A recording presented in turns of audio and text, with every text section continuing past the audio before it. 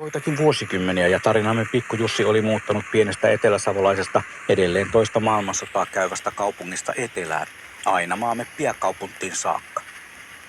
Nykyään kaupunkilintuihin kuuluvia harakoita, naakkoja ja variksia näkee päivittäin sankoin joukoin joka puolella. Varsinkin naakkaparvet ovat jatkuvasti liikkeellä ja varispopulaatio on jo paikkapaikoin kasvanut sietokyvyn rajamaille, ainakin osittain meidän ihmisoletettujen avustuksella.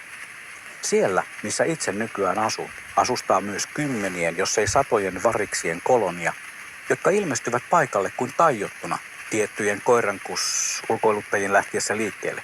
Ei siksi, että varikset olisivat ihastuneet edellä mainittuihin koirankus-ulkoiluttajien lemmikkeihin, vaan siihen, että varikset älykkäinä ja oppivaisina lintuina ovat saaneet usein jotain syötävää fleksin toisessa päässä kulkevilta ihmisiltä. Varikset on jo kivoja ja seurallisia, mutta ei tuo vaalealla leivällä saati pullalla lintujen ruokkiminen kovin fiksua hommaa ole.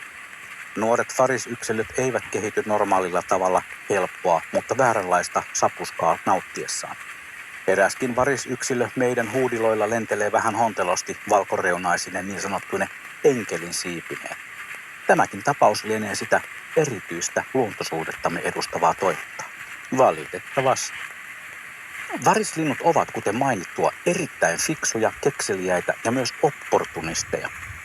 Ne hyödyntävät kyllä ihmisen tarjoamat mahdollisuudet ja muuttuvat aina vaan urbaaneimmiksi seuralaisiksi. Mutta palataanpa sinne aarnimetsään, jossa aikoinaan ne naakkoja ja variksia kookkaamat klonksuttelijat asuivat.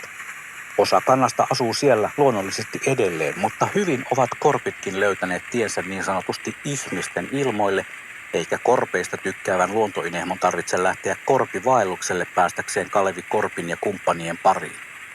Pääkaupunkimme keskustan alueella voi kuulla korppien ylilento